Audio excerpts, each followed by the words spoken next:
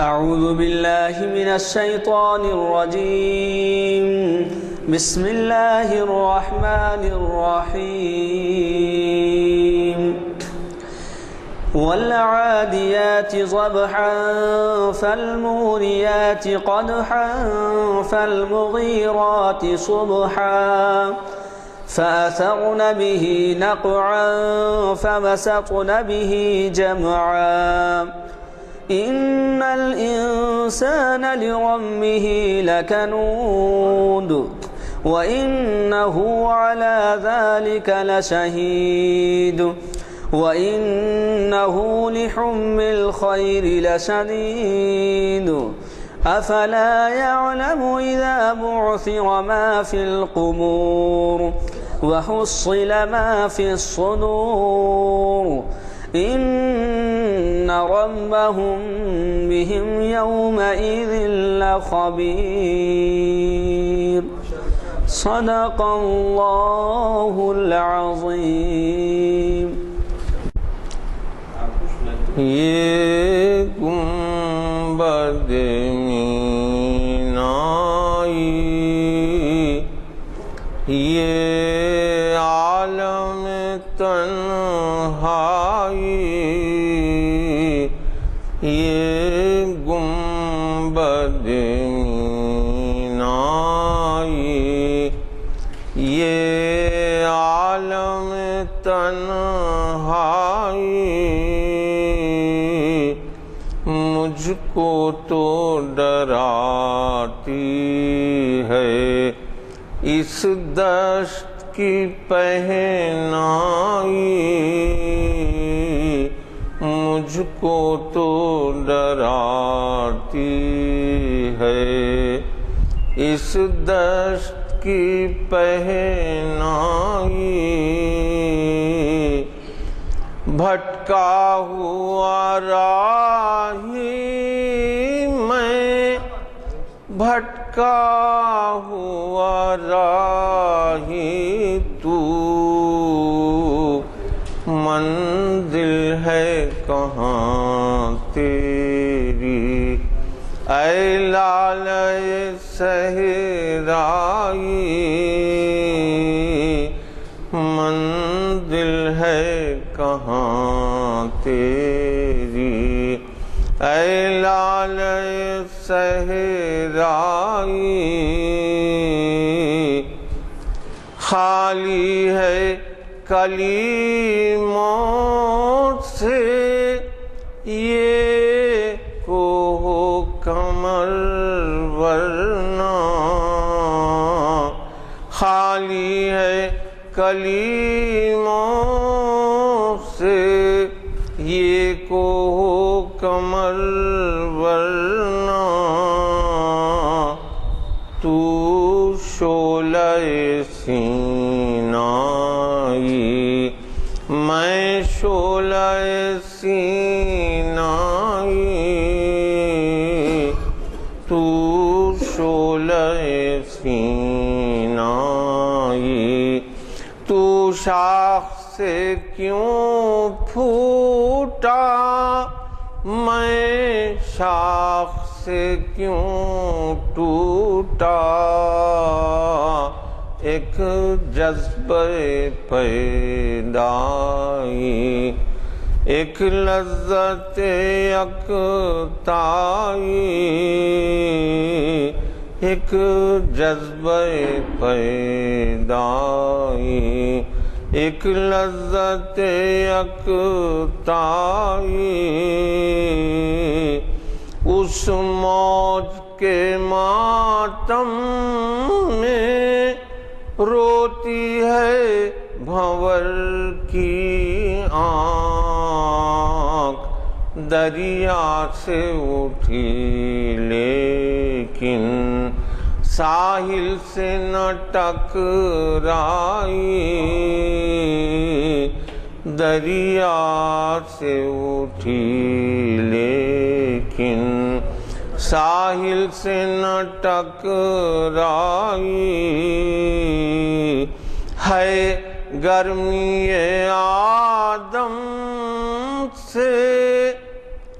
ہنگام عالم گرم ہے گرمی آدم سے ہنگام عالم گرم سورج بھی تماشائی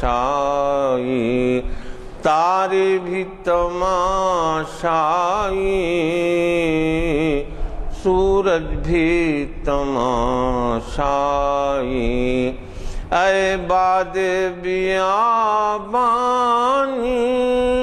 مجھ کو بھی عنایت ہو اے باد بیابانی مجھ کو بھی عنایت ہو خاموشی و دل سوزی سرمستی و رعنائی منزل ہے کہاں تیری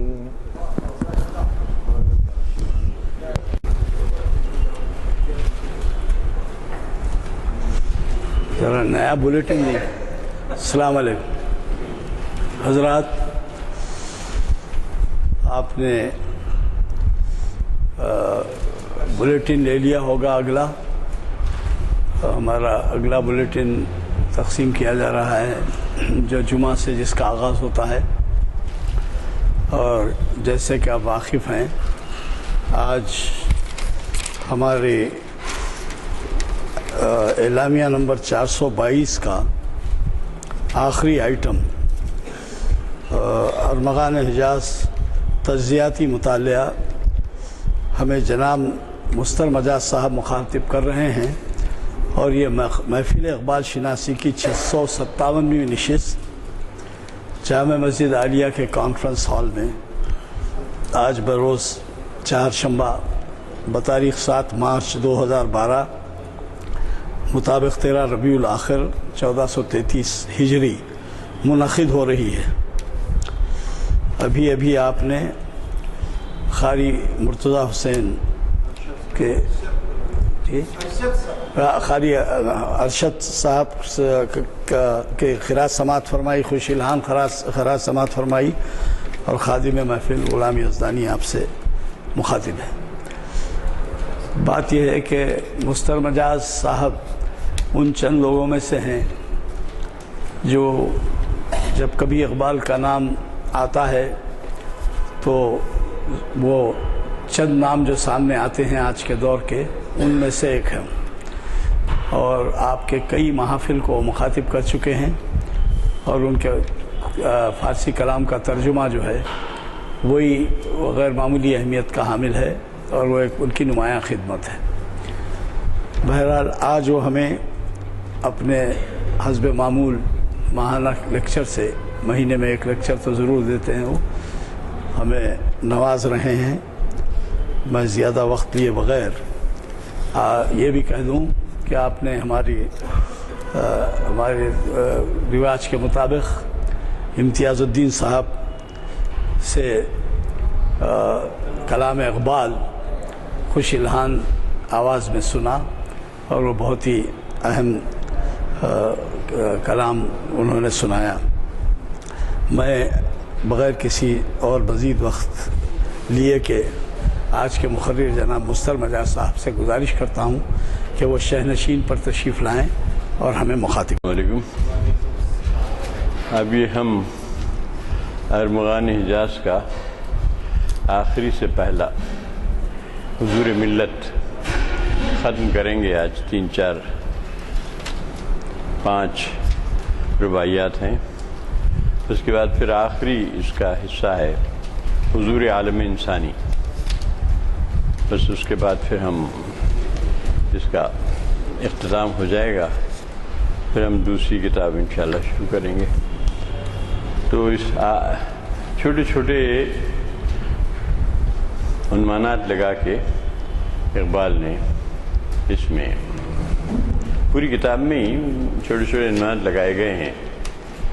تلاش رزق ہے، تعلیم ہے، برہمن، اور اب یہ 17واں حصہ ہے جس میں ہے نہنگ با بچے خیش، یعنی نہنگ یعنی مگرمچھ اپنے بچے سے کہتا ہے۔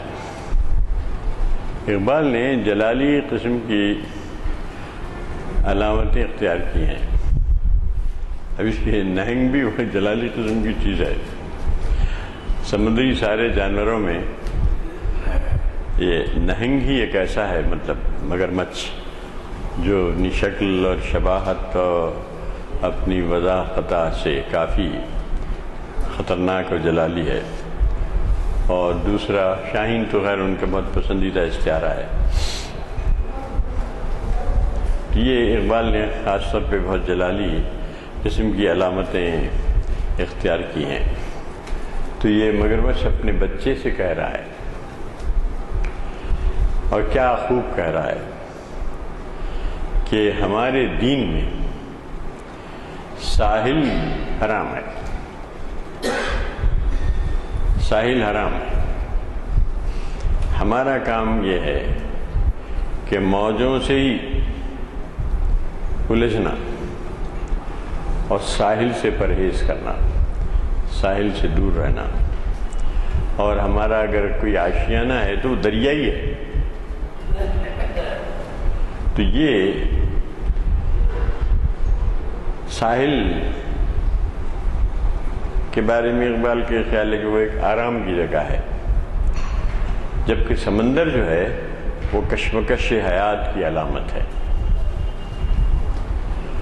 تو وہ کہتا ہے کہ نہنگی بچئی خدرا چه خوش گفت، نہنگ نے مگرمچھ نے گویا کہ اپنے بچے سے کیا خوب کہا، بدین ماں حرام آمد کرانا، کرانا یعنی کنارہ، ہمارے دین میں حرام ہے، کنارے پہ جانا ہی حرام ہے۔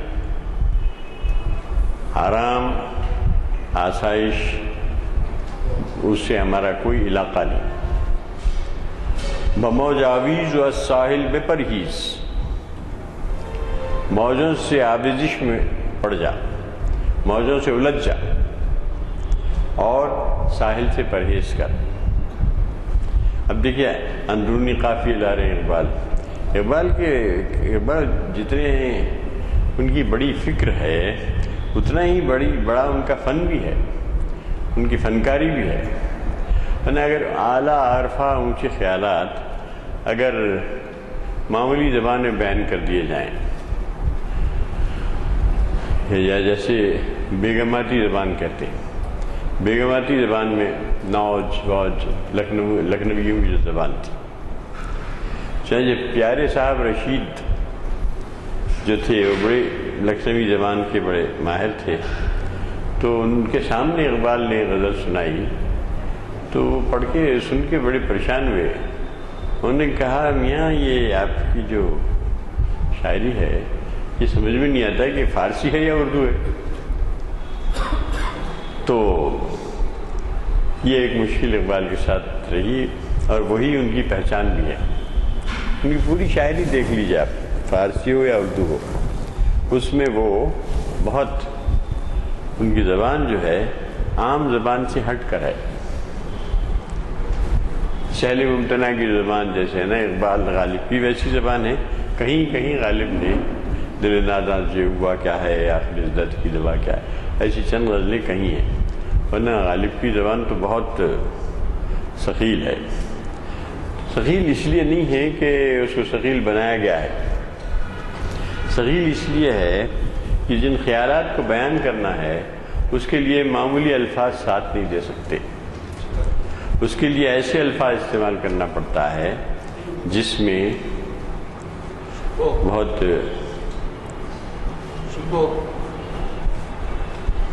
ہاں شکو اہل محفل خرونوش میں مصروف ہیں تو تو وہ اقبال نے کہا نا جہاں زندگی ہے فقط خورد و نوش، تو جہاں زندگی ہے فقط خورد و نوش اس میں کہا ہے ساقی نامے میں. تو بموج آویز و الساحل بے پرہیز، دیکھیے آویز اور پرہیز. اقبال کے پاس ہے الفاظ پرے کے پرے کھڑے رہتے ہیں، جس کو چاہے وہ لے لیتے ہیں اور اپنے پاس اس کو فٹ کر دیتے ہیں، ان کو ضرورت نہیں پڑتی. اور پھر جیسا ان کی فکر ہے اسی کے فکر کے سے متحمل ہونے والے الفاظ بھی ان کے پاس استعمال ہوتے ہیں. اس میں شک نہیں، بعض ایسی مثالیں ہیں جس میں الفاظ تو بڑے گمبھیر استعمال ہوئے ہیں لیکن مطلب مفہوم اتنا گمبھیر نہیں ہے. جیسے ناسخ تھے، ناسخ اقبال کے غالب کے ہم عصر تھے، اور غالب کا وہ مشہور شعر ہے، غالب اپنا بھی عقیدہ ہے بقول ناسخ، آپ بے بہرہ ہے جو معتقد میر نہیں. میر یہ مصرع میر کا ہے، آپ بے بہرہ ہے، غالب نے اسے اختیار کیا ناسخ کا، لیکن یہ مصرع ناسخ کا ہے، آپ بے بہرہ ہے جو معتقد میر نہیں. اب انہی ناسخ صاحب کو آپ دیکھیے، مثالاً چونکہ آج وقت آپ نے کہا کہ زیادہ ہے عرض کر رہا ہوں کہ جیسے ناسخ کا شعر ہے، بڑے گمبھیر الفاظ ناسخ نے استعمال کیے مگر اس کا مفہوم بالکل ٹائیں ٹائیں فش. میرا سینہ ہے مشرق آفتاب داغ ہجراں کا، طلوع صبح محشر چاک ہے میرے گریباں کا. اب یہ ناسخ ہیں. اب آپ اس کے معنی دیکھیں گے تو خصوصی ہیں بالکل. وہ کہتا ہے کہ میرا جو سینہ ہے داغ ہجراں کا مشرق ہے،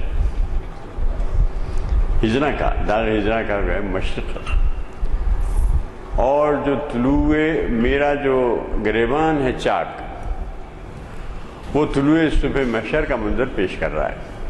طلوع صبح محشر چاک ہے میرے گریبان کا. اچھا اس زمانے میں لوگ تماشے بھی کرتے تھے. لکھنؤ میں جب مشاعرے ہوتے تھے تو چاک ہے میرے گریباں کہہ کے لوگ اپنا کرتا ہی پھاڑ دیتے تھے. ایسی مثالیں ملتی ہیں جو وہ کرتا کیوں ڈر سے پھاڑ دیتے تھے. تو ہاں جی، تو اس سے کیا ہوتا تھا جی، تو اس سے کیا ہوتا تھا، ایک ڈرامہ پیدا ہوتا تھا. تو ڈرامہ پیدا کرنے کے لیے اپنی طرف توجہ لینے کے لیے ایسی حرکتیں ہوتی تھیں.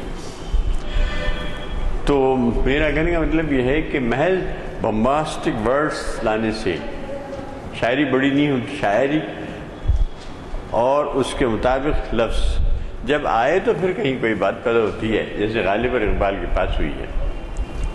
میر کی بات دوسری ہے، وہ تو خیر بہت بڑے ہی شاعر ہیں. 3 ہی شاعر بڑے ہیں کہتے ہیں بس، 3 4 بلکہ، میر، غالب، اقبال اور انیس. انیس کو عام طور پہ ہم اور لوگ کرتے ہیں. انیس کی شاعری بھی بہت اردو کی بڑی شاعروں میں شمار ہوتی ہے. انیس نے جو وہ کیا ہے، تلوار کی تعریف میں زمین آسمان کی قرار بنا دی، گھوڑے کی تعریف میں، جنگ کی تعریف میں، بہت وہ ایسا جو ہے آپ کو اردو شاعری میں کہیں نہیں ملے گا.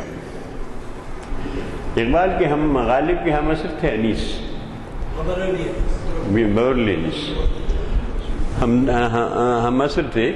تو ان کی مرثیے آ گئے تھے تو غالب سے بہت متاثر ہوئے. چنانچہ غالب نے ایک مرثیہ لکھنے کی کوشش کی. اب آپ سن کے تعجب کریں گے، انیس نے تو سینکڑوں بند لکھ دیے، 200 300. غالب صاحب نے بھی اس تقلید میں لکھنے کی کوشش کی، بمشکل احترام 3 بند لکھ سکے. غالب کے بعد اس کے دیوان میں ملتے ہیں، 3 بند بمشکل لکھ سکے. تو رواں ہو آیا ہو کچھ ہے مجھے یاد ہے تو سناؤں گا. تو یہ ہے بموجاویز و ساحل بے پرہیز ہمن دریاست مارا آشیانہ، ہمان دریاست مارا آشیانہ، یہ پورا سارا دریا ہی ہمارا آشیانہ ہے۔ دیکھیے ایسا وہ نہنگ مگرمچھ اپنے بچے سے کہہ رہا ہے۔ دراصل اقبال نہنگ کی علامت استعمال کر کے نوجوانوں کو اور ہم کو یہ پیغام دینا چاہتے ہیں کہ ساحل رسی، ساحل کوشی میں زندگی نہیں ہے، زندگی تو موجوں سے الجھنے میں ہے۔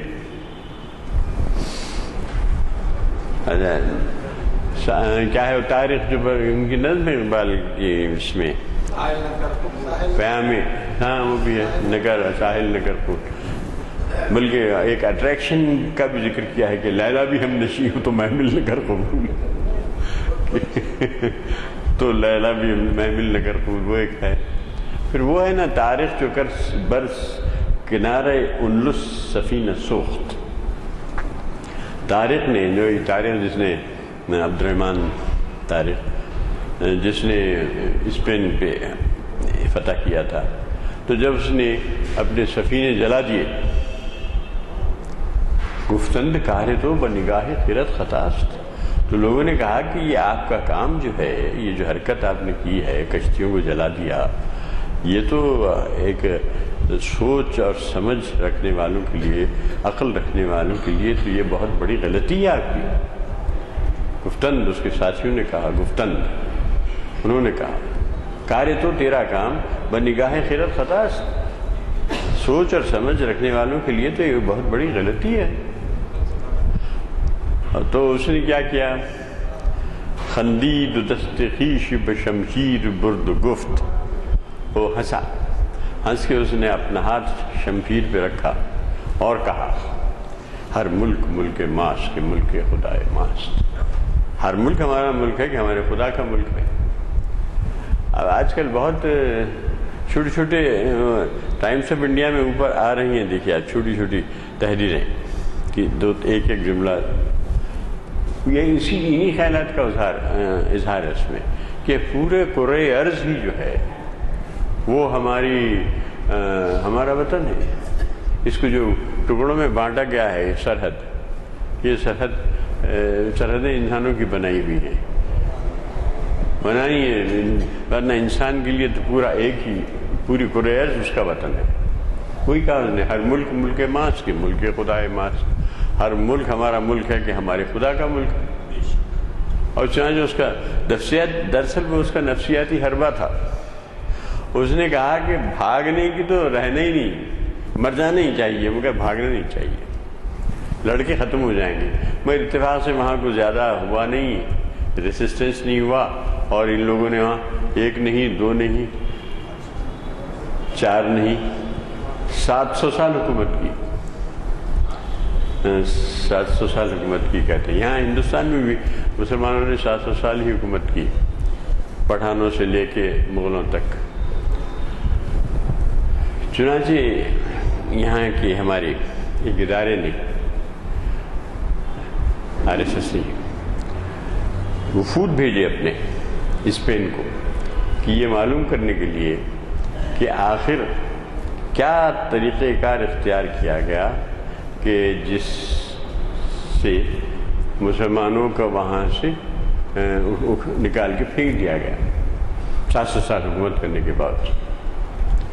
اسٹڈی کی ان لوگوں نے، وہاں گئے تھے، وہاں اسکالرس جا کے دریافت کر کے آئے، جو کچھ ہوا ہم تو تاریخ میں ظاہر، لیکن ظاہر ہے وہ اب تو اس روشن زمانے میں، جب کہ آپ کے پاس ٹی وی اور اتنا کیا کیا آ چکا ہے، اب کہیں ذرا پتا بھی کھڑکتا ہے تو دل دھڑکتا ہے، وہ جیسے کہیں کہا گیا پتا جو پھڑکے دل میرا دھڑکے،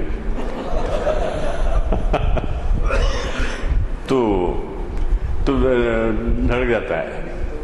تو اب یہ ممکن نہیں تھا۔ اسٹڈی کی ہمارے برادران یوسف کہتے ہیں، انہوں نے کوشش کی اور اسٹڈی کی کہ آخر وہ کیا طریقہ کا اختیار کیا گیا کہ 700 سال مسلمانوں نے وہاں حکومت کی، وہاں ایک مسلم باقی نہیں رہا، یا تو زندہ جلا دیا گیا، مار مار کے بڑھا دیا گیا۔ ظاہر ہے اب وہ طریقہ کار تو آپ اختیار اب نہیں کر سکتے۔ اب تو پتا جو کھڑکے دل میرا دھڑکے والی کیفیت ہے. تو لیکن اسٹڈی کی ان لوگوں نے گئے تھے.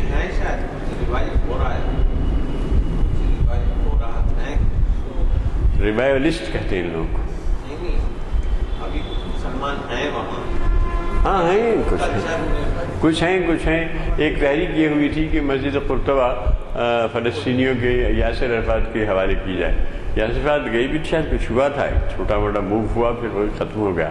ہوتا کیا ہے وہاں کوئی سیکولر قسم کی جو لیبر پارٹی وغیرہ آتی ہے تو وہ لوگ کچھ سوچتے ہیں. ہوا تھا ایک بار, ہیں کچھ ہوں گے, بعد میں گئے ہوں گے. اس وقت تو ان کو نکال دیا گیا تھا. جارج فرنانڈیز اور ایزابیلا دونوں تھے نا, وہ ان لوگوں نے کیا. بڑی وہ دلچسپ اور دردانگیز تاریخ ہے وہ. تو وہ یہی کہتے ہیں کہ آپ کو اگر زندہ رہنا ہے تو اسٹرگل کرنا ہے, جدوجہد کرنا ہے, کشمکش کرنا ہے, ساحل پر آرام کرنا نہیں ہے. اب دریا کا استعارہ لیا, ہمہ دریاست تمہارا آشیانہ. یہ سارا دریا ہی ہمارا آشیانہ ہے. دریا سمندر کے معنی میں بھی استعمال ہوتا ہے شاعری میں. یہ ہمارا آشیانہ ہے. اب اسی دریا کی علامت کو لے کر آگے بڑھ رہے ہیں اور خوب کہتے ہیں. عجیب بات کہی ہے کہ تو دریا میں ہے, تو محض دریا میں ہے, لیکن سچ تو یہ ہے کہ تو در دریا نہیں, او در برے تست. تو دریا میں نہیں ہے بلکہ دریا تیرے جسم کے اندر ہے. تو در دریا نہیں, تو دریا میں نہیں ہے. او در برے تست, وہ تیرے جسم میں ہے, تیرے اندر ہے وہ دریا, باہر نہیں ہے. تیرے اندر بھی ایک دریا ہے جو موجیں مار رہا ہے. ایک لمحے کے لیے خاموش نہیں رہتا. سمندر دریا آپ نے دیکھا خاموش نہیں رہتا کبھی. چنانچہ اس کی وضاحت کر رہے ہیں دوسرے مصرے میں کہ بطوفاں در فتادن جوہر تست. تیرا جوہر تو یہ ہے کہ طوفان میں اپنے آپ کو طوفان میں کود پڑنا. بطوفاں در فتادن گر پڑنا, کود جانا. تو تیرے اندر ایک دریا ہے, خود تیرے اندر دریا ہے, باہر دریا نہیں ہے. تیرے باہر جو دریا ہے اس سے کہیں بڑا دریا تیرے اندر ہے. اور اس طوفان میں کود پڑنا یہی تیرا جوہر ہے.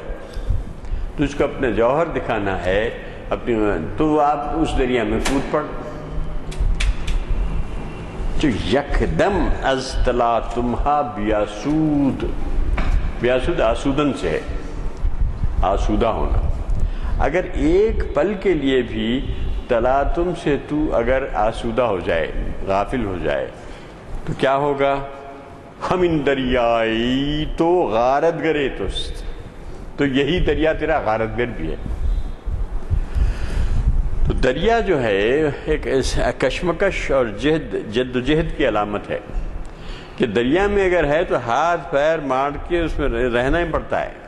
اگر ہاتھ پیر مارے بغیر اگر دریا کے حوالے ہو جائیں تو سوائے اس کے کہ دریا میں ڈوب مریں گے اور کچھ نہیں ہوتا. ہم ان دریائی تو غارت گرے تست. یہی دریا تیرا غارت گر بھی ہے. تو اب دیکھیے دو قطعات اقبال نے کہے, نہنگ کی علامت لی, دریا کی علامت لی. دو ہی علامتیں لی ہیں اور اس کو کیسا کتنی فنکاری کے ساتھ پیش کیا ہے کہ جد و جہد اور کچھ نہیں. اسٹرگل اور اسٹرگل. آرام کوشی نہیں, حرام ہے. آرام حرام. پنڈت نہرو نے دیا تھا نعرہ آرام حرام ہے گا شروع میں. مختصر سی ملاقات کا ذکر پنڈت نہرو نے کیا ہے. India, Discovery of India. India میں فریڈم تو ڈسکوری انڈیا. اب اس کے بعد روایات اور ہیں, یہ اس کے ساتھ یہ چیپٹر ختم ہوتا ہے. اس کا عنوان ہی ختم ہوتا ہے.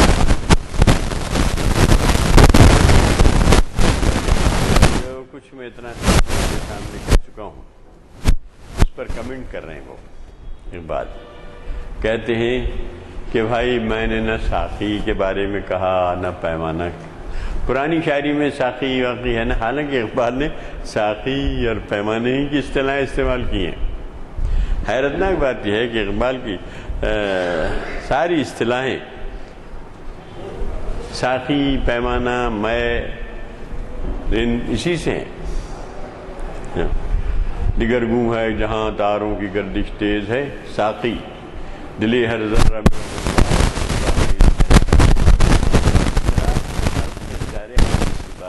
سب سے زیادہ اردو اور فارسی شاعری میں اقبال نے استعمال کیے. باقی نہیں بتا کیا تو میرا ساقی، سمندر سے ملے پیاسے، بخیلی ہے تیرا ذاتی. اس طرح سے اقبال نے بہت استعمال کیے ہیں. کیونکہ حافظ کا بہت اثر تھا. اگرچہ حافظ پہ کو کنڈم کیا اقبال نے اس میں اپنی پہلی کتاب میں، لیکن اسے بہت گڑبڑ ہوئی تو اقبال نے ان کو نکال دیا. ہوشیار از حافظ صحبہ گسار کہا تھا، اس نے نکال دیا اشارت میں حافظ صحبہ گسار سے یہ ہوشیار رہو کر کے. مگر ہے اب کہہ رہے پھر وہ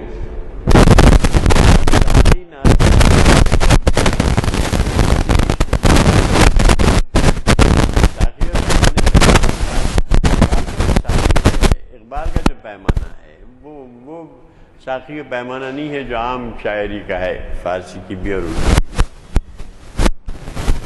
خود حافظ کے بارے میں بھی سمجھا جاتا ہے کہیں کہیں اس کی علامتیں جو ہے بالکل منڈے.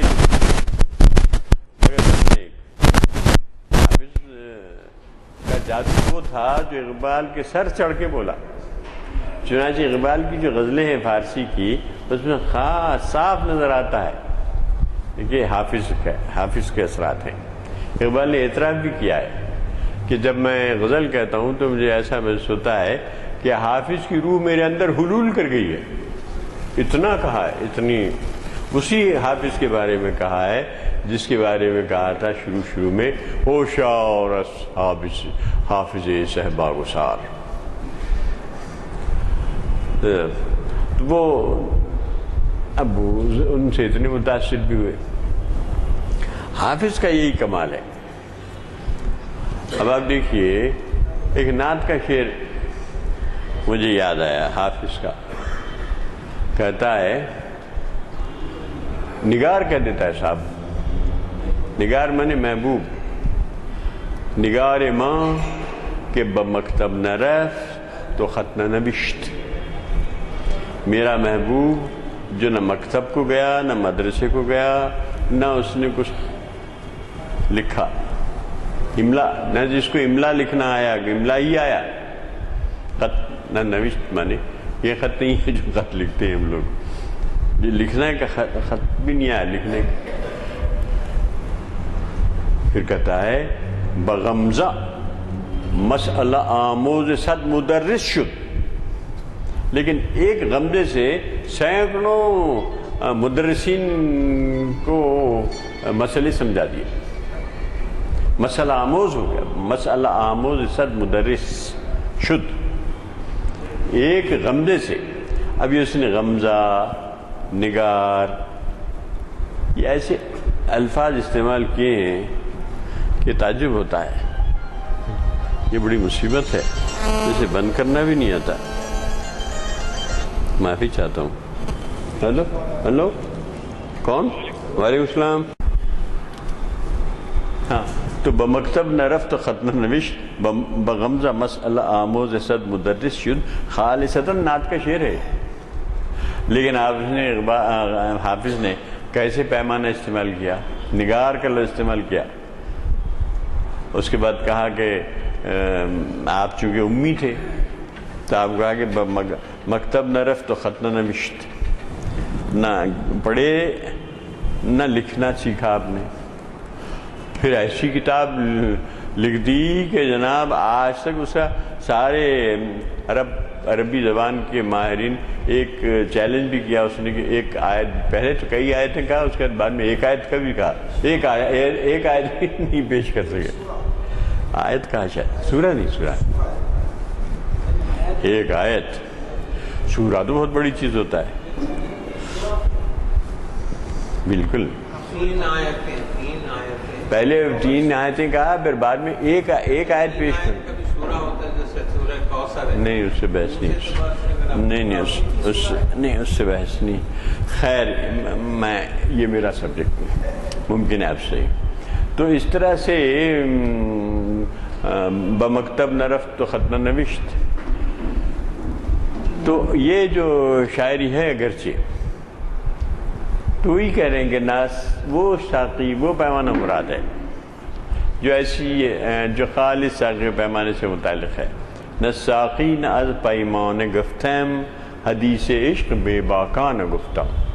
میں نے حدیث عشق بے باکی سے بیان کر دیا، کوئی ہچکچاہٹ سے بیان نہیں کی، رک کر بیان نہیں کی، کسی شرمندگی کے ساتھ کہ لوگ کیا کہیں گے نہیں. میں نے بے باکانہ حدیث بیان کر دی. پھر کہا کہ شنیدم انچیز پاکان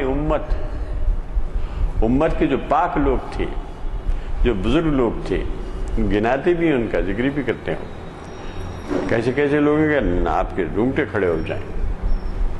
ان سے جو کچھ میں نے سنا، میں نے سنا تو جو حاصل کیا، ان کا علم جو میں نے حاصل کیا، ترابا شوقی رندانہ گفتم، تو میں نے شوقی رندانہ کے ساتھ تجھے بیان کر دیا. شوقی رندانہ کے لفظ کی بہت اہمیت ہے، کیونکہ مولوی صاحب کے بیان میں اور علامہ کے بیان میں اور ایک شاعر کے بیان میں بڑا فرق ہوتا ہے. علامہ جو تقریر کرتے ہیں اور بڑے علماء و فضلاء جو تقریر کرتے ہیں نا، ان کے لیے امیر نے کہا جا کر علماء فضلاء کی صحبت میں پڑھیے گنیے گا. آپ مجھ سے کیا بات کرنے آئے؟ آپ کو بہت علم کا شوقیت، جا کر علماء فضلاء کی صحبت میں پڑھیے گنیے گا، شعر ہمارے سنیے گا تو دیر تر اکثر سنیے گا. میر ہے صاحب، اس کو تو خدائے سخن کہہ دیا لوگوں نے. مسلمان جیسے لوگوں نے جو بڑے موحد لوگ ہیں، اس کو خدائے سخن کہہ دیا. تو اس طرح سے جو سنا وہ شوقی رندانہ سے کہہ دیا، کیونکہ رندانہ شوقی کا لفظ دیکھیے بہت اہم ہے. اب حافظ کہتا ہے، کیا اچھا کہتا ہے کہ صاحب میرے لیے یہ تقویٰ کافی ہے، اتنا تقویٰ میرے لیے بہت کافی ہے کہ میں ان واعظان شہر کی طرح اسٹیج پر کھڑے ہو کر ناز و غمزہ نہیں دکھاتا. بہت سخت کا ہے. ای تقوی ام بسست کے چوں زاہدان شہر، میرے لیے یہ تقوی کافی ہے کہ زاہدان شہر کی طرح ناز و کرشمہ برسر ممبر نمی کنم، کہ ممبر پہ کھڑے ہو کے ناز و کرشمہ نہیں دکھاتا. وہ بہت سخت. چوں بخلوت بھی من نکارے دیگر بھی کن بھی کہا. یہ جو لوگ ہیں جو کہ جلوہ بر میراب و ممبر می کنند، واعظاں بر جلوہ چوں میراب و ممبر می کنند، یہ واعظ لوگ جو جلوہ میراب و ممبر بھی دکھاتے ہیں، محراب و ممبر دکھاتے ہیں، جو خلوت میرون، ایک آنکھ دبا کے کہنا پڑتا، جو بخلوت میرون نہ کارے دیگر بھی کنند، جب خلوت میں جاتے ہیں تو کوئی دوسرا ہی کام کرتے ہیں. تو یہ ہے. تو ایک واعظ میں اور ایک رند میں، ایک شاعر میں یہ فرق ہے کہ وہ شوقی رندانہ کے ساتھ کہتا ہے. بہت مشکل کام ہے، مگر یہ حرکت و ناقص نہیں کر سکتا. چنانچہ اقبال نے جیسا کیا کوئی نہیں کر سکا، اس سے پہلے یا اس کے بعد کیا ہمارے شاعر. جیسے میں نے حافظ کا بتایا آپ کو، حافظ نے کیا یہ کام، مگر علامتیں انہوں نے کیا استعمال کی. ان علامتوں کو سمجھنا پڑتا ہے، علامتی نظام سمجھنا پڑتا ہے، ورنہ آپ جو ہے بالکل الفاظ کا، اقبال نے کہا نا، الفاظ کے پیچوں میں الجھتے نہیں دانا، غواص کا مطلب ہے صدف سے کہ گہر سے. الفاظ کے پیچوں میں اگر آپ الجھ جائیں تو پھر آپ الفاظ میں، الفاظ کے ہمارے دکنی ہوتے گچیاں، گچھاں پڑ جائیں گے آپ کو، ہاتھ پیر بن جائیں گے آپ کے، باہر نہیں نکل سکیں گے آپ۔ الفاظ کے پیچوں میں الجھتے نہیں دانا، غباس کا مطلب ہے صدف سے کہ گوہر سے۔ معلوم ہے مجھ کو میرے تیرے احوال کے میں بھی مدت بھی گزرا تھا اسی راہ افکار جوانوں کے خلفی ہوں کہ جلی ہوں، پوشیدہ نہیں مرد قلندر کی نظر سے۔ معلوم ہے مجھ کو تیرے احوال کے میں بھی مدت بھی گزرا تھا اسی راہ گزر سے۔ اور اس کا کہتا ہے الفاظ کے پیچوں میں الجھتے نہیں دانا، غباس کا مطلب ہے صدف سے کہ گوہر سے۔ ہاں، یا نزہ ہے یا مردہ ہے یا نزہ کے عالم میں گرفتار، جو فلسفہ لکھا نہ گیا خون جگر سے۔ دیکھیے اقبال بھی فلسفی ہیں لیکن انہوں نے خون جگر سے لکھا ہے فلسفہ، تو فلسفے کو خون جگر سے لکھنا پڑتا، لیکن ظاہر ہے کہ یہ ہر کس و ناکس کا کام نہیں ہے، بہت بڑی اس کے لیے شخصیت ہونا پڑتا، اور اس کے لیے بہت بڑا مبلغ علم ہونا پڑتا، اس کا بہت ذہن و دماغ بہت کھلا بھی رہنا پڑتا۔ مولوی کا اور ملا کا دماغ تو بند رہتا ہے بالکل، جتنی ہماری پوری اردو فارسی شاعری میں ملا صوفی پہ جو تنقید ہوئی ہے بہت غیر عملی ہے، وہ بعض اوقات محسوس ہوتا ہے کہ ذرا زیادتی کی جا رہی ہے، مگر جب آپ دیکھتے ہیں، آپ کو واسطہ پڑتا ہے، تو آپ خود سمجھ جاتے ہیں کہ نہیں ٹھیک ہے، جو کہا تھا ٹھیک ہی کہا تھا۔ اقبال نے بہت کہا ہے، کیا صوفی و ملا کو خبر میرے جنوں کی، ان کا سر دامن بھی ابھی چاک نہیں ہے۔ وہ اقبال پہ لتے لینا شروع کر دیے تھے، میں آئے بولتے تھے، خیر اقبال جواب نہیں دیتے تھے، ان مصروں میں دے دیا، کیا صوفی و ملا کو خبر میرے جنوں کی۔ وہ دیکھیے، میں جانتا ہوں انجام اس کا جس معرکے میں ملا ہوں غازی۔ اب دیکھیے افغانستان میں جب ملا غازی ہوئے تو کیا حشر ہوا، ملاؤں نے بھی بڑی زیادتی کی اس وقت، کچھ تفصیلات آئی ہیں، تو جو ٹھائیں سے جو اس کو ریکارڈ کیا گیا، بتایا گیا، ایک عورت کو اس کے اوپر کوئی الزام تھا زنا وغیرہ کا، تو ختم کیا۔ کرنا چاہیے مگر اس کا کوئی طریقہ ہوتا ہے نا، اس طرح تھوڑی کرتے۔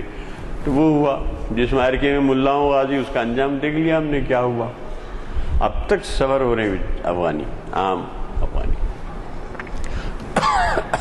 شنیدم انچ اس پاکان امت کے جو پاک لوگوں سے میں نے، پاکان امت کی ترکیب دیکھیے، پاک لوگوں سے جو میں نے سنا،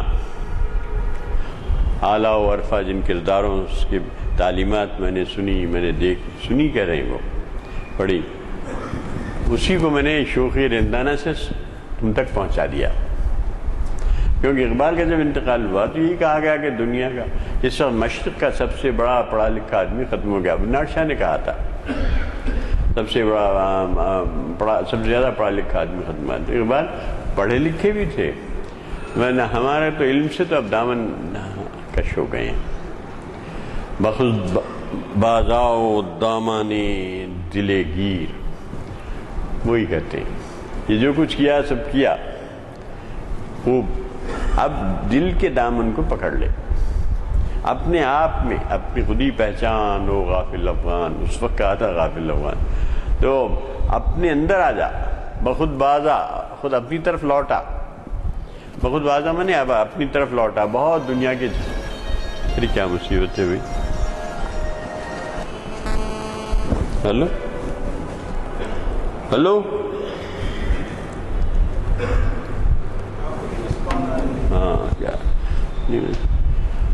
ہاں وہ بھی ہے، مسکال کو باہر جو ہے مسکین کال بولتے ہیں، مسکین لوگ دوسرے کا پیسہ خرچ کر کے بات کرنا چاہتے ہیں۔ بخود بازاؤ دامانے دل گیر، اپنی طرف آ جا، تو بہت دور تک بکھرا ہوا ہے، اب سمیٹ اپنے آپ کو سمیٹ کر اپنی طرف لوٹا۔ دامانے دل گیر، اور دل کے دامن کو تھام لے۔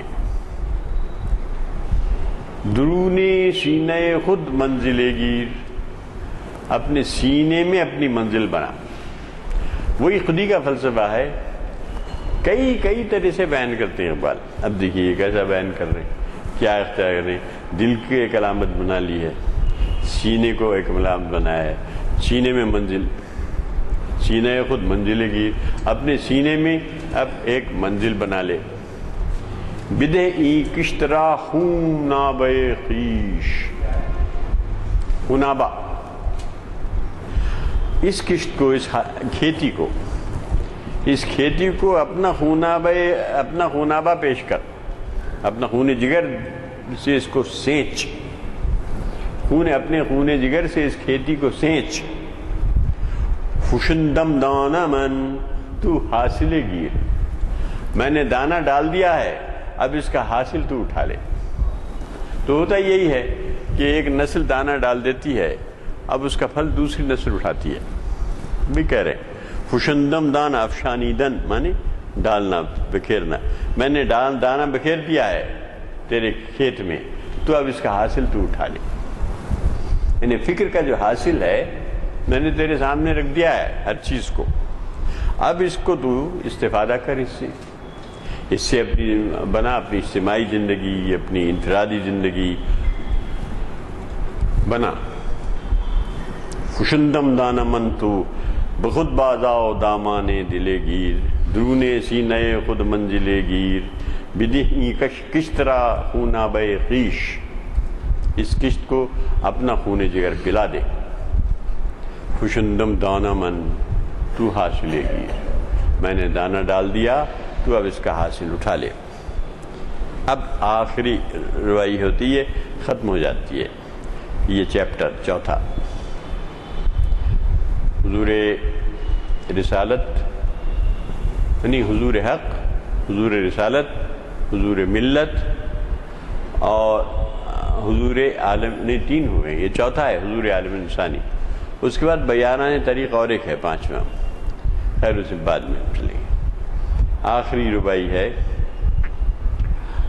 کہ اب دیکھیے تحویل قبلہ کے سلسلے میں خوب اس سے گفتگو ہوتی ہے، ہمارے صوفیاء کرام نے بھی کی ہے اور مفسرین نے بھی کی ہے کہ تحویل قبلہ ہوئی، آپ پہلے اس کی طرف نماز پڑھتے تھے، بعد میں تحویل قبلہ کا حکم آیا، تو مسجد قبلتین ہے نا، دونوں قبلوں پہ نماز پڑھی گئی تھی، جو حضرات گئے ہیں دیکھے ہوں گے، تو وہ ایک دم شمال سے جنوب ہو گیا بالکل، اور یہ سمجھ میں نہیں آتا کہ دوران نماز کہا جاتا ہے کہ تحویل قبلہ کی آیت آئی تو اس طرح سے پڑھ رہے تھے، پھر ایک دم جب تحویل قبلہ کی آیت آئی تو نبی کریم صلی اللہ علیہ وسلم پلٹ گئے تو کیسے پلٹے؟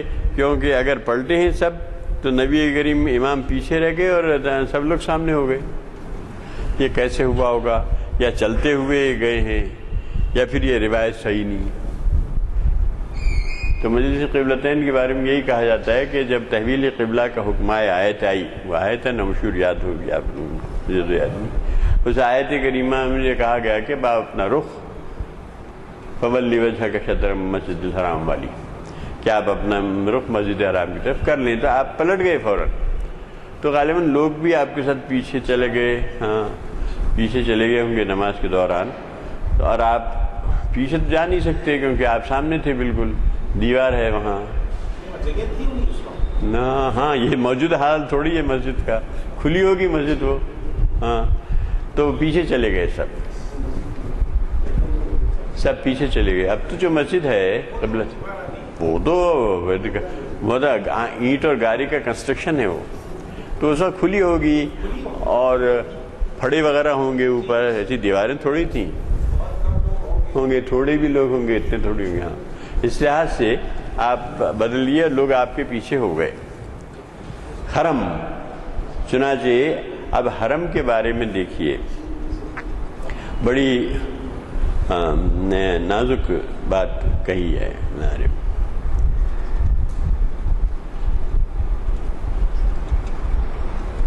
آپ کچھ مصروف ہو گئے، بڑی نازک بات کہی ہے یاد بھائی، افتخار بھائی، توجہ کا طالب۔ حرم بہت اہم ربائی، آخری ربائی ہے، مگر اس میں انہوں نے پورا وہ کر دیا ہے، نچوڑ لے لیا ہے۔ کہتے ہیں کہ حرم جز قبلے قلب و نظر نیست،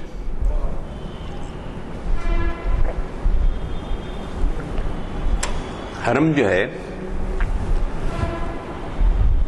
اینٹ اور گاری کا جو گھر ہے، بس گھر ہے کہیں گا،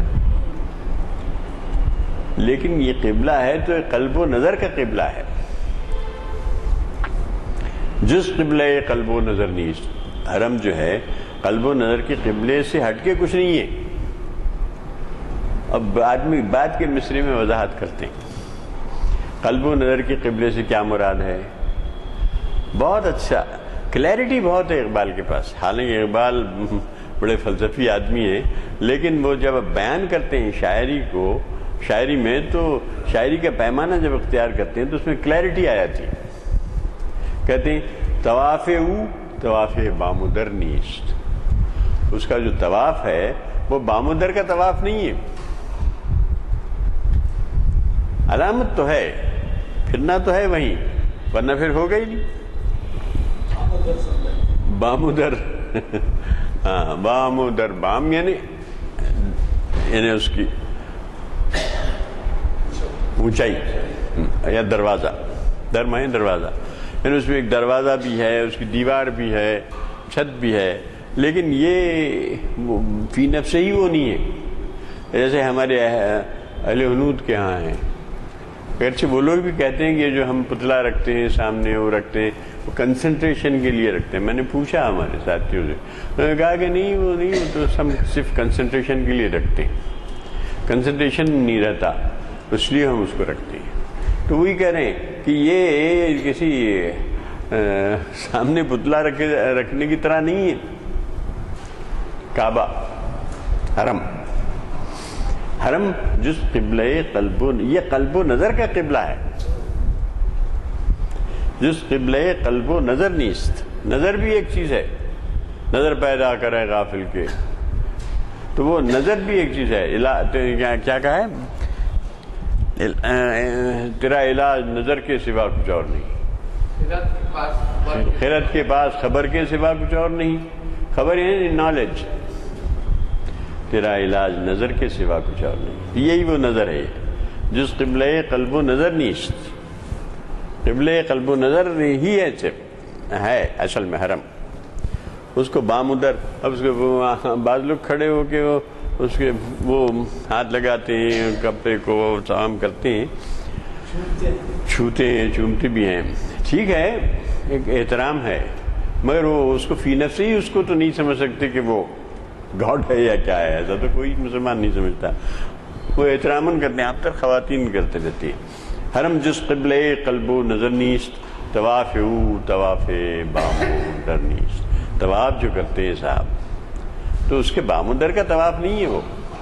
اب آگے بات میں آگے اس کو بالکل کہیں ابلیک چھوڑ دیا ہے. کہتا ہے میان ماں و بیت اللہ رمزیست. ہمارے اور بیت اللہ کے درمیان ایک رمز ہے. رمز یعنی ایک بڑی باریک بات ہے کہ جس کو بیان نہیں کیا جا سکتا. ایک رمز ہے بس. ہم میں اور بیت اللہ کے درمیان رمز ہے. اور کیسا رمز ہے؟ وہ آخری مصرے میں کہتا ہے کہ جبریل امیرا ہم خبر نیست، کہ جبریل کو بھی اس کی خبر نہیں. وہی جو کہا نا حالی نے، فرشتے سے بہتر ہے انسان ہونا، مگر اس میں لگتی ہے محنت زیادہ. تو فرشتے سے بڑا مقام ہے انسان کا، انٹوٹو انسان کا. پھر نبی کا، پیغمبر کا تو اور بڑا مقام ہے. وہ تو آپ کے در کا دربان تھے جبریل، تو آتے تھے، میسنجر تھے، دربان تھے، پیغام لے کے آتے تھے آپ کے پاس. تو فرشتے سے بہتر ہے انسان ہونا. تو وہی کہتا ہے کہ میں کیسے اچھے انداز سے کہا کہ میان ماؤ بیت اللہ رمزیست. رمز کا لفظ دیکھیے بہت اہم ہے، ایک بڑا رمز ہے، بڑی باریک بات ہے جس کی وضاحت نہیں کی جا سکتی. اس لیے کہ اب جبریل سے بڑھ کے تو کوئی ہو ہی نہیں سکتا نبی راز. جبریل جو اللہ تعالیٰ کا میسیج لے کر آتے تھے، جو قریب ترین وہ فرشتے اللہ تعالیٰ کے، ان کو بھی خبر نہیں ہے کہ یہ بیت اللہ کیا ہے، اور بیت اللہ میں اور ان لوگوں میں دونوں میں کیا رمز ہے، کہ خود کہ ہم جبریل امیرہ ہم خبر نہیں اس کی، ہم یعنی بھی جبریل امی کو بھی اس کی خبر نہیں ہے. تو یہ ہے، تو اس کو کیا کیا ہے کہ اس کو لے لینا. اس کا یہ مطلب ہے کہ کعبہ صرف ایک، اب دنیا میں کسی جگہ ہوں، اب امریکہ میں ہے تو مشرق کی طرف منہ کریں گے، آسٹریلیا میں ہے تو شمال کی طرف کریں گے، افریقہ میں ہے تو آسٹریلیا میں تو بس کریں گے شمال مغرب کی طرف، چائنا میں ہے تو یا رشیا میں ہو تو بہرحال اس کو ایک مرکزیت دی گئی. وہ مرکزیت اس لیے دی گئی کہ مرکزیت کے بغیر تو کوئی کام ہی نہیں ہو سکتا. وہ مرکز اس لیے ہے. اب یہ یہودی لوگ اس کو تیار کرنا چاہ رہے ہیں، کیا ہے ان لوگوں کا تیاری میں لگے ہیں، چنانچہ مسجد اقصی کی طرف کھدائیاں کر رہے ہیں، سب کر رہے ہیں. وہاں ان کا خیال ہے کہ وہاں وہ ان کی کون ہے، وہ ان کا وہاں کچھ دفن ہے، کھود کے نکالنا چاہتے ہیں. کہاں کیا؟ مسجد اقصی کو کے نیچے ان کا خیال یہ ہے کہ تابوت سکینہ ہے، اور جس میں بہت اہم باتیں ہیں، کیا ہیں پتہ نہیں، تو ہیں تو اب نکالیں اور کچھ نہ نکلے تو پھر کیا ہوگا پھر. مگر اس کے لیے تو مسجد اقصی کے اطراف پھر ہی رہے ہیں، کھدائیاں کر رہے ہیں، ایک تماشا ہے، ہو رہا ہے. وہ تابوت سکینہ ہے. اب کیا ہے تابوت سکینہ؟ اور سنا اس میں کوئی بہت اہم مواد ہے، کیا مواد ہے، کیا ہے، ایک افسانہ ہے، وہ بھی ایک اہم خانہ. مگر اس کے لیے وہ نقصان پہنچانا چاہ رہے ہیں مسجد اقصی کو. ایک بڑا مسئلہ ہے وہ. تو میان ماں بیت اللہ رمزیست کہ جبریل امیرہ ہم خبر نیست. تو یہ ہمارے ایک مرکزی مقام ہے. اب یہاں تو بہت سے مقام مرکزی ہیں، بنارس میں بھی ہے، یہاں تروپتی میں بھی ہے، اور یہاں ان لوگوں میں، اور پھر ہمارے جو بیچارے یہاں سے ترک وطن کر کے جانا پڑا بدھسٹوں کو، بدھسٹ تو سفل نہیں ہو سکے یہاں. اب انہوں نے جا کے مشرق، یہ پورا جو مشرق بعید ہے وہاں پورا بدھسٹ ہیں بہت، سب یہ تھوڑا سا ادھر تبت میں بھی ہیں. تو یہ پھیل گئے. یہاں کے برہمنوں نے بدھسٹوں کو پنپنے نہیں دیا. یہاں سب لوگ تقلید، بڑی مشکل سے ایک چھوٹا سا سینٹر رہ گیا ہے گیا میں، باقی سب کو جانا پڑا یہاں سے. کہتے ہیں کہ خیر خود یہ تروپتی کا جو مندر ہے وہ بھی ہمارے گوتم بدھ کا کوئی اسٹیچو ہے، اس کو بہت خاص طور پہ اس بنایا گیا ہے، اس کو چھپایا گیا ہے. خیر ہمیں اس پہ جانا نہیں ہے، خامخواہ ایک غیر ضروری بحث. تو وہ مرکز جو بنائے ہیں لوگوں نے، سب ساری قوموں نے بنائے، مگر جیسا مرکز مسلمانوں کو بنا ہے کعبے کی شکل میں ایسا کہیں نہیں ملتا. ساری دنیا کے لیے وہ مرکز ہے وہ. اور فولِ وجوہکم، تو یہ بھی کہا گیا ہے کہ اپنے چہروں کو جہاں بھی تم رہو اسی کی طرف رخ کر کے رہو، مرکزیت لانے کے لیے. زمین جو ابری وہ اسی کعبہ کے مقام پر سب پانی. ہاں کہتے ہیں ابھی ایک کوئی سائنٹیفک ٹروتھ اس میں ہے یا نہیں ہے پتہ نہیں، جو بھی ہے بہرحال شاید ایسے ہی. میان ماں بیت اللہ رمزیس کہ جبریل امیرہ ہم خبر نیست کہ جبریل امی کو بھی اس کی خبر نہیں ہے. یہ ختم ہوا صاحب. اب ہمیں حضور عالم انسانی پہ آنا ہے، اور اس کے بعد پھر بیاران طریق بھی ہے، چھوٹا سا ایک چیپٹر. ہاں اس کے بعد بیاران طریق ہے. تو پہلے یہ حضور عالم انسانی پر. اچھا تھوڑا تھوڑا کر کے ہمیں کیا کرنا ہے. شاید اس میں بھی ہے آپ کے اگلے بلیٹن میں کہ جمعہ سے نماز عصر 5:15 پہ 5:10 ہے یا 5:15 ہے، 5:15 پہ ہے. اب ظاہر ہے کہ آپ 5:15 پہ جب تشریف لائیں گے کل نہیں پرسوں سے جی ہو پرسوں سے، تو 5:30 سے یا 5:35 سے ہمارا اگلا لیکچر چہارشنبے کا ہوگا، کیونکہ اس ہفتے کا بلیٹن کا آج آخری آئٹم ہے، اگلے بلیٹن میں وہ لکھ دیا گیا ہے۔ دوسری بات یہ ہے کہ آج جب ہم جمع ہوئے تو بہت ہی خوشی ہوئی کہ آج کے مقرر صاحب بالکل وقت کے اوپر تشریف لائے، ورنہ وہ اتنے فاصلے سے آتے ہیں کہ کبھی کبھار تاخیر بھی ہو جاتی ہے اور انتظار کرنا پڑتا ہے۔ جب ان سے کچھ مخاطبت ہوئی اس سلسلے میں تو ہمارے ہاں سپرنٹینڈنٹ شادہ ہاسپٹل ڈاکٹر شمشاد بھی تشریف لاتے ہیں بہت پابندی سے۔ ان سے انہوں نے کہا کہ کیا ڈیمنشیا ہو گیا ہے مجھے، یعنی کچھ بھول سی ہو رہی ہے یہ کہنے لگے، تو مجھے بڑی پریشانی ہوئی کیونکہ اس کندھوں پر عقل و فہم کا ایک خزانہ ہے جو جس سے ہم مستفید ہوتے رہتے ہیں، اور اگر وہ بھول کے چکر میں پڑ جائیں تو یہ ہمارے سب کے لیے جو ہے بہت بڑا نقصان ہوگا۔ تو میرے خیال میں آپ دعا فرمائیں کہ ان کا یہ خیال یا ان کا یہ مرض دور ہو جائے کہ وہ کسی عارضے میں مبتلا ہیں، اور عمر کے لحاظ سے تو ہوتا ہے، اتنی بھی ہمت ہارنی نہیں ہے کیونکہ وہ تو سبھی کو ہے، جیسے جیسے عمر گزرتی جاتی ہے ہوتا ہے۔ تو آپ کے سامنے اس وقت اگلا بلیٹن موجود ہے، صرف اگلے بلیٹن کے بارے میں اتنا ہی کہوں گا کہ اہم واعظ ہے، تشریف لائیں گے ہفتے کے دن تاریخ اسلام کی 544ویں نشست سننے کے لیے، اور اس کے بعد اسلام تاریخ آپ کے شریعت کے بارے میں ایک خطاب ہے جناب حامد محمد خان صاحب کا، اور وہ ہے عنوان حب رسول کے تقاضے۔ تو اس سے بھی آپ اندازہ لگا سکتے ہیں کہ ایسا اہم عنوان ہے کہ آج ہم نام لیوا ہیں اور بہت کچھ محبت جتاتے ہیں اور عزت و حرمت کی بات کرتے ہیں، لیکن حب رسول کے تقاضوں کو ہم کتنا پورا کرتے ہیں کتنا نہیں کرتے، یہ بھی آپ کے سامنے تجزیہ آئے گا، اس میں بھی ضرور شرکت فرمائیے۔ اور پھر اگلے چہارشنبے کو آپ ہی کے جانے پہچانے ایک مشہور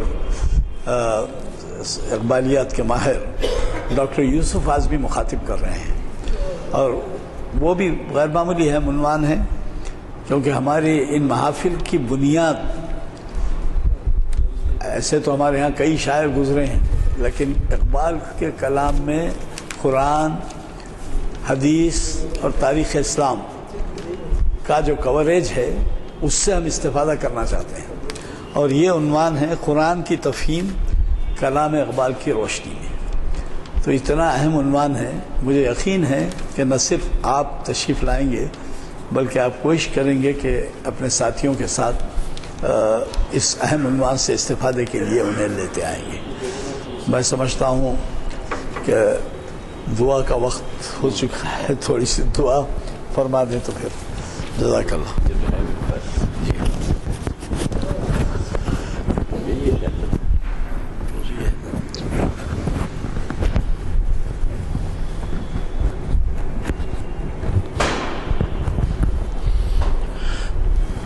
اللهم صل على سيدنا وشفينا ونبينا وحبيبنا ومولانا محمد وعلى آل سيدنا وشفينا ونبينا وحبيبنا ومولانا محمد وبارك وسلم۔ ربنا آتنا في الدنيا حسنة وفي الآخرة حسنة وقنا عذاب النار۔ ربنا ظلمنا أنفسنا وإن لم تغفر لنا وترحمنا لنكونن من الخاسرين۔ رب زدني علما وارزقني فهما وأنت خير الرازقين۔ رب زدني علما وارزقني فهما وأنت خير الرازقين۔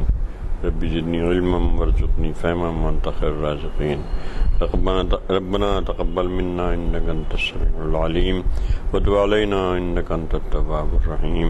وصلى الله تعالى على خير خلقه مولانا محمد وآله وأصحابه أجمعين برحمتك يا أرحم الراحمين۔